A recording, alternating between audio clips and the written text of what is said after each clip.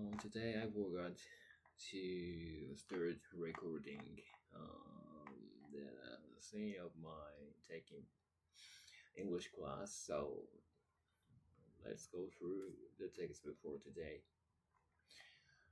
First, we learned words and phrases, widespread, severity, nuance, subtlety, exacerbate. Nuance is here now, but nuanced. I learned nuanced as an adjective, so that means small difference, small differentiated one. Like she noticed nuanced difference with nuanced difference between A and B. So yeah, like that way. Subtlety is a noun type of subtle. So subtle means the large amount of something, or one product is so large or has a big amount. So subtlety means the quantity or quality is very good, very tremendous, something like that, something along those lines. Okay, so exacerbate. I used this word in yesterday's lesson. Exacerbate. So this means make the situation worse by doing something. So, in this sample sentence, his careless remarks only served to exacerbate the tension. So that means the tension would be more strong, and the situation is more tensioned. Yeah, the comprehension part, we went through the a little bit shorter article. Yes, so let me read this part.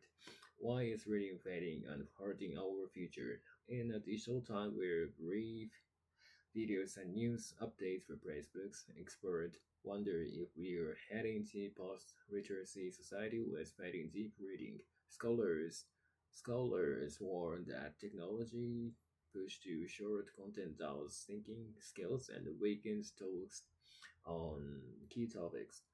The 2024 survey of 31 countries shows widespread drop in reading skills over the past 10 years, revealing the severity. Graduates in 13 countries will have worse skills.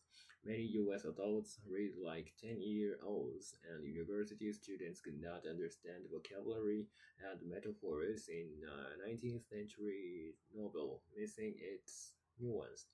This harms political language, as UK parliament speeches have shortened by two-thirds in 10 years and use simpler words, while US inaugural speeches went from college level to high school level. A professor warns that not reading complex texts loses nuance and subtlety, which stops people from holding opposite ideas. In the US, pleasure reading fell 20% in 20 years.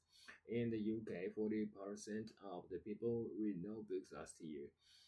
This exacerbates inequality for poor children with less reading access. Reading builds critical thinking and better life chances, but its loss threatens democracy, so we must promote reading again. Okay, so and discussion part. Do you think watching short videos reduce deep thinking skills? So let me use some phrases I learned from Natsu Eigo book. So first, to each their own. Okay, so I think watching short videos reduces deep thinking skills. Yeah, yes, this is a yes. So because short videos simulate the different part of our brains. So yeah, that that only needs that only stimulates the part of enjoying some contents, and we don't have to use my brain and the specific part actively, so just enjoy possibly by scrolling the screen, and that is interest. So we cannot notice the time consumed while watching those short videos. So that is harmful. Yeah, but preferences are different from person to person.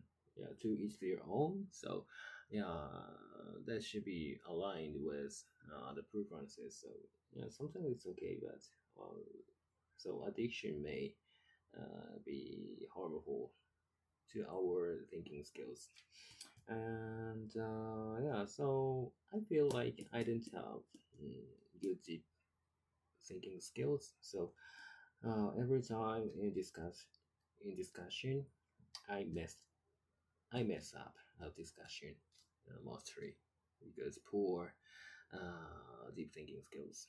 Okay, and which are serious. Falling reading skills is more serious than simpler political language because um, simpler political language is better for children because they can engage in politics and they might be interested in politics if the words are simpler. So the words are understandable for them, and those experiences broaden their horizons uh, in their life.